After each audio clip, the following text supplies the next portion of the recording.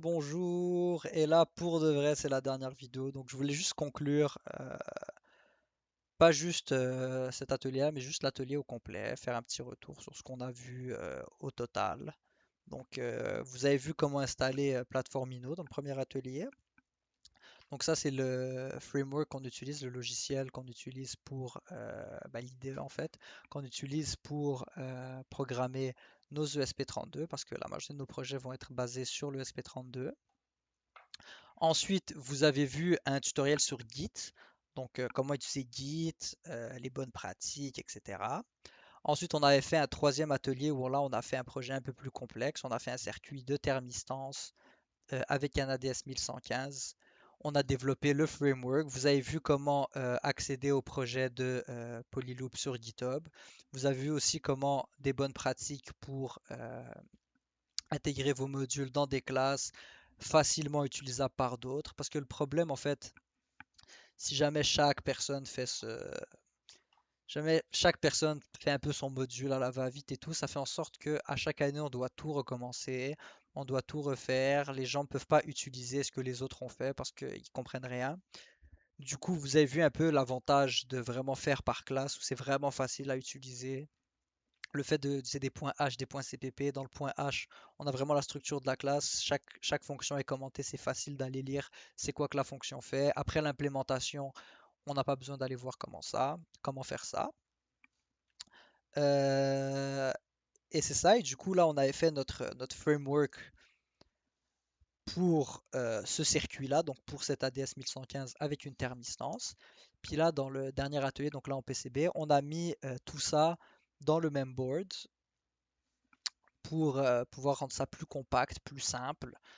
L'idée, c'est que là, cette étape-là qu'on a fait de mettre la thermistance puis le circuit ADS 1115 dans le même PCB, c'est un peu une étape intermédiaire. Puis je vais pas vous mentir qu'il sert un peu à rien à part juste tester que notre circuit fonctionne bien puis qu'on a bien fait le circuit et tout. Mais l'idée après, ce serait d'implémenter ça dans un board, dans un PCB avec le microcontrôleur et ça, comme ça, on a un package complet. Donc on a un seul chip, un seul PCB pardon, qui fait tout. Donc ça, ce serait la dernière étape. Si je devais ajouter un atelier 5, ce serait ça. Pardon.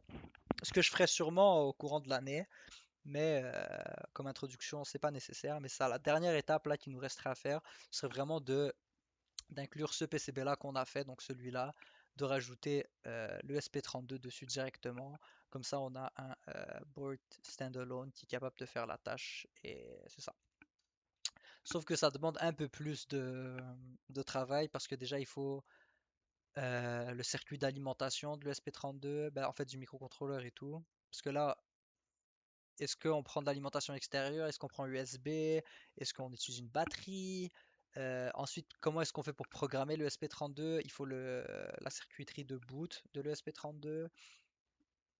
Il faut rajouter l'USB, le micro USB, l'USB-C, euh, une façon de boot. Bref, le fait de rajouter le microcontrôleur, ça rajoute un peu plus de complexité. Donc c'est pour ça qu'on s'arrête là pour l'atelier, mais éventuellement c'est quelque chose que vous apprendrez à faire, puis qu'on fera ensemble. Donc c'est ça.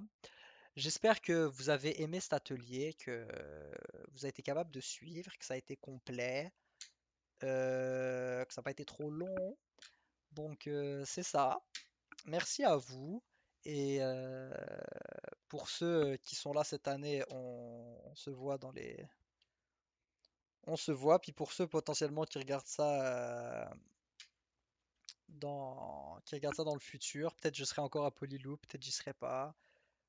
Donc bon courage à vous tous et c'est ça. Merci à tous d'avoir suivi cet atelier.